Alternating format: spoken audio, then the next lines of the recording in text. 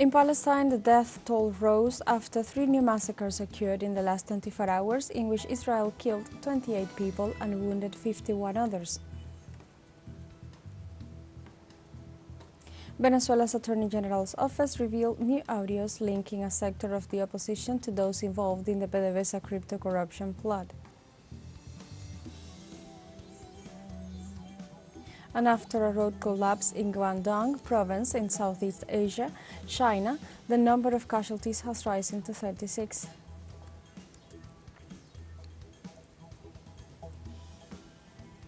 Hello and welcome to From the South. I'm Alejandra Garcia from teleSUR studios in Havana, Cuba. We begin with the news.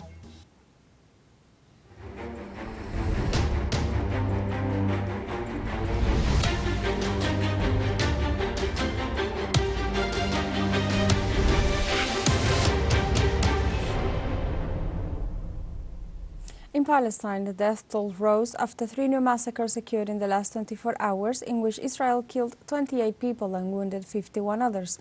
The health authorities affirmed that the total number of casualties is increasing daily due to the ongoing Israeli siege that intensified as of October 7, 2023.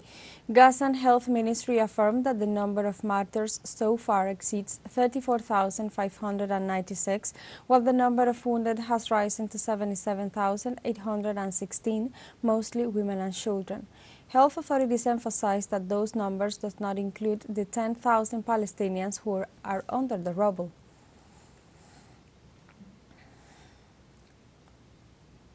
On Thursday, the World Health Organization warned that a possible Israeli attack on the bordered city of Rafah would accelerate the humanitarian crisis in the Palestinian territories. The director of the World Health Organization, Dr. Tedros Adhanom Ghebreyesus, alerted that tensions could unleash a humanitarian catastrophe for the Palestinian people. He also called on Israel government to reverse its decision and work towards a ceasefire. In turn, Israeli Prime Minister Benjamin Netanyahu reiterated his government's determination to carry out the operation regardless of whether an agreement is reached for a ceasefire and the release of hostages. On Thursday, the Islamic resistance movement Hamas warned that it will stop all negotiations if Israel launches a ground operation against Rafah.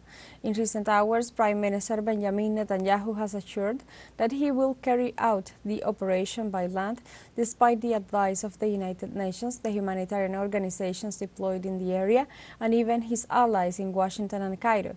In this sense, the warnings about the devastating tragedy have not been heard by Tel Aviv. In view of this situation, the Hamas leaders warned that they will immediately suspend negotiations for the release of hostages and a ceasefire.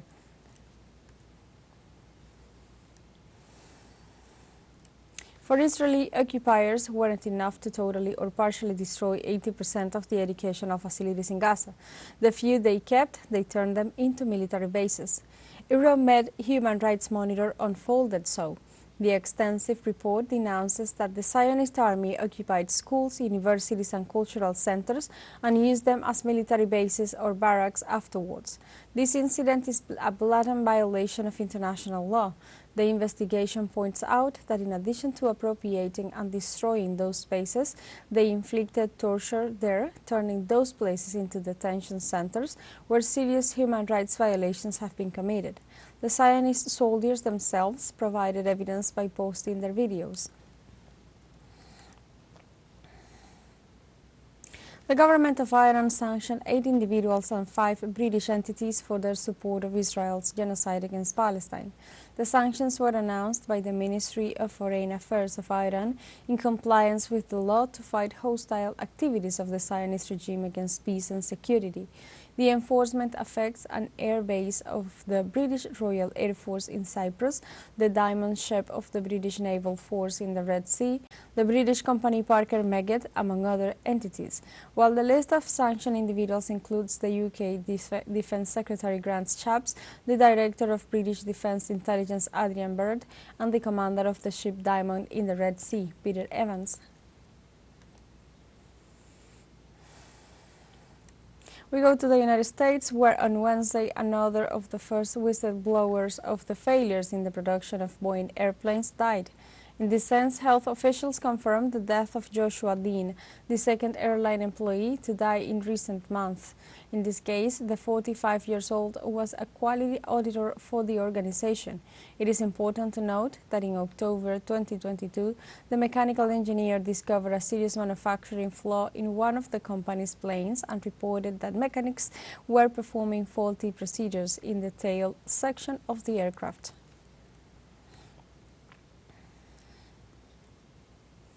On Wednesday, former U.S. President and presumptive Republican candidate Donald Trump promised from Wisconsin the largest deportation of migrants ever seen in the U.S. history.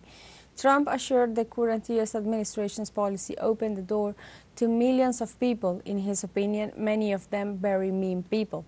Thus, for the Republican, pursuing this policy will contribute to the destruction of the country. Earlier, Trump granted in an interview to a local media to be planning the deployment of a military force to chase and arrest migrants, as well as the construction of new detention camps. On his administration, several migrants died in these centers, including children. Let's take a short break, but remember you can join us on TikTok at teleSUR English, where you will find news in different formats, news updates, and more. All the stories coming up, stay with us.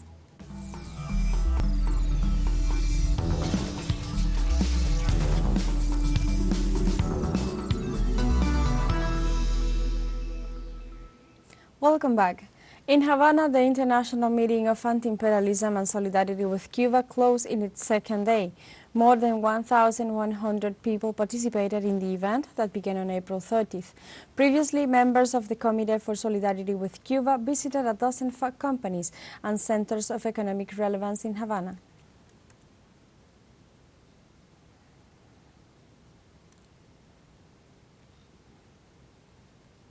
On Thursday, during an interview with teleSUR, Luque Papa Forbos, executive director of We Are Revolutionary, who is in Cuba as part of the celebrations for International Workers' Day, said that this visit to the island allows him to see the real consequences and the main reasons for the U.S. blockade. To Cuba to learn more about the blockade and the effects of the blockade. My understanding before coming over to Cuba, the government puts out information around why they put out the embargo in the first place. A lot of that is they are saying that Cuba was associated with terrorist organizations. When I came to Cuba, I was welcomed 100% by the people, and also as I speak to the people, the way that I just hear how they respect not only their government but the culture of just unity and sharing with one another has been something that's eye-opening that I don't even see in America. In the meantime, Luque Papa Forbos also referred to his organization's pursuit social justice for his community and the world suffering from the effects of the U.S. policy. The organization itself is focusing on addressing adverse childhood experiences within our community, because our community, predominantly those made up of black and brown people, we're suffering from adversity due to the effects of our government over-penalizing our community, giving limited resources to our community, and just making it harder for us to live. Coming over to Cuba, I realized that that's not something that's only unique to my city, to my nation. It's unique to the world, and it's being done by the same government. It's being done by the U.S. government, and the only way for us to stop that is by stopping to allow them to just have 100% say over this, and community members need to get involved and vote out the congressional members that are not trying to hear that we need to usher in peace across the world. We go to Venezuela. From Turkey, the member of the South African Parliament and grandson of Nelson Mandela, Nkosi Welivili Mandela, sends greetings to Venezuela and Nicolas Maduro. Our correspondent Yunus Suner shared with us the following material. I would want to particularly send a message to Comrade President Nicolas Maduro and the Chavistas in Venezuela to continue upholding the legacy of Comrade President Hugo Chavez, because he was clear that our challenges are common right across the globe, and they are being exacted by Western imperialism. And we therefore want to call upon our comrades in Venezuela and in Latin America to follow in the footsteps of the Bolivian revolution and ensure that we are able to overcome Western imperialism. The president of Venezuela, Nicolás Maduro, denounced the interfering intentions of Washington to impose a new colonialist model by applying property titles over the natural domestic resources. On a march for the Workers' Day, Maduro ensured that despite the U.S. sanctions, the state will recover workers' incomes. Likewise, the president indicated that the biggest mobilization of the working class ever seen in Venezuela was that of this Wednesday, in which the different states in the nation gathered in Caracas City to celebrate with a march their labor demands alongside the head of state and other political authorities.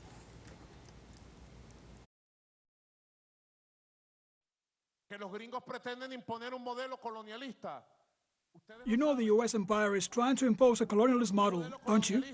What country on earth can accept that? Will Venezuela accept to request a license from another country to produce its own oil in its own land? To take our oil out and then move it by ship and sell it? Can Venezuela accept the U.S. imposition of that model? A model that makes us go to the United States to ask for a license to produce our oil.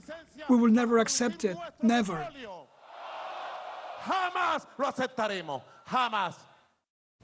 In this context, the Venezuelan head of state, Nicolás Maduro, reported that 100% of the internal food market is produced nationally. We have guaranteed 100% supply of the country's domestic market with national production. 100% of Venezuela's food is produced here today. Thanks to whom? To the farmers, to the farmers, to the farmers and the farmers of the country. Also in Venezuela, the Attorney General's office revealed new audios linking a sector of the opposition to those involved in the PDVSA-CRYPTO corruption plot. The Attorney General, Tarek William Saab, recalled that in the first phase of the PDVSA-CRYPTO case, there was a total of 54 detainees and clarified that he always offered information on the ongoing investigations. The prosecutor denounced that the former minister El Aissami and his assistants formed a criminal organization emphasizing the audios collected with more than 40 hours of recordings where they mentioned the coordination with representatives of the U.S. diplomacy.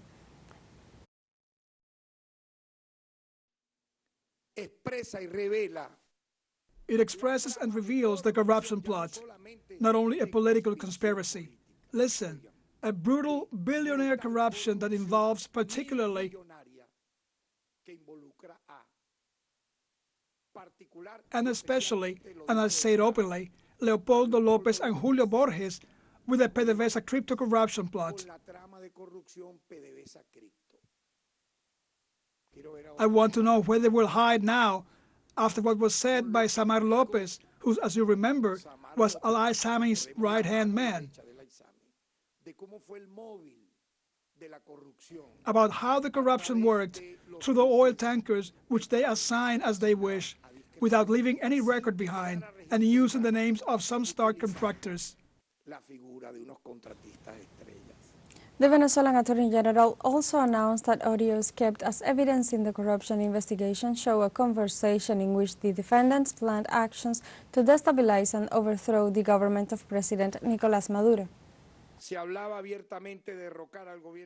They openly talked about the overthrow of President Nicolás Maduro and about an amateurish coup, but a coup anyway, with grenades and rifles on April 30, 2019.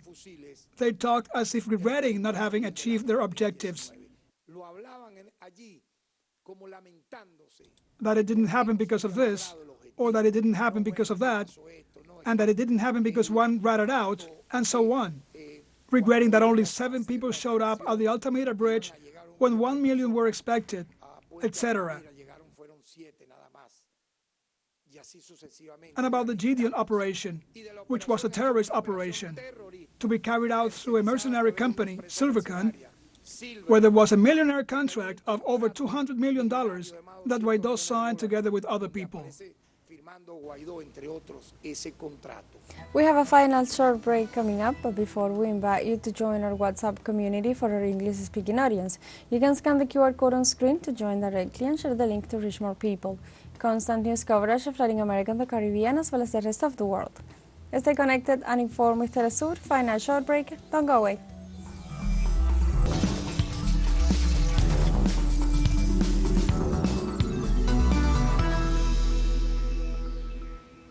Welcome back to From the South. The Chinese government warned that the United States has caused a conflict between foreign powers after defining outer space as a military combat zone. In this regard, Beijing described Washington as a threat to outer space security by promoting its militarization and the development of military operations. The U.S. Department of Defense had claimed that China and Russia were allegedly deploying anti-satellite weapons in both outer space and on the ground.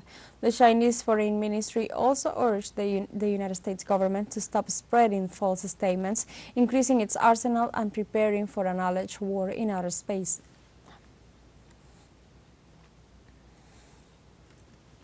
In southeast China, after a road collapse in Guangdong province, the number of casualties has risen to 36. This was confirmed by local authorities on Thursday.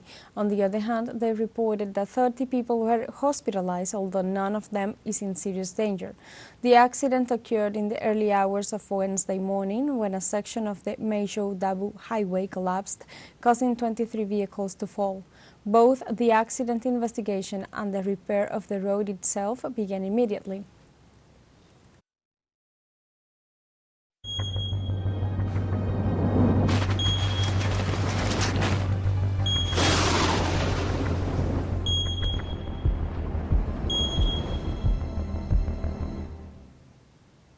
In the United Arab Emirates, vehicles navigate flooded streets in Dubai as heavy rains return, leading to the closure of schools and many offices in the country. A lightning storm with high winds swept across the territory overnight, with above 50 millimeters of rain falling before 8 a.m. local time in some areas. Flooding spread in some part of financial hub Dubai, and in the city's airports cancelled 13 flights and diverted 5. Likewise, schools switched to remote learning and public sector offices closed. Heavy rains returned to the desert country just 2 weeks after record downpours that experts linked to climate change and left 4 people dead. In Nepal, firefighters and residents battle a massive wildfire on the outskirts of the capital as the Himalayan Republic endures a severe fire season.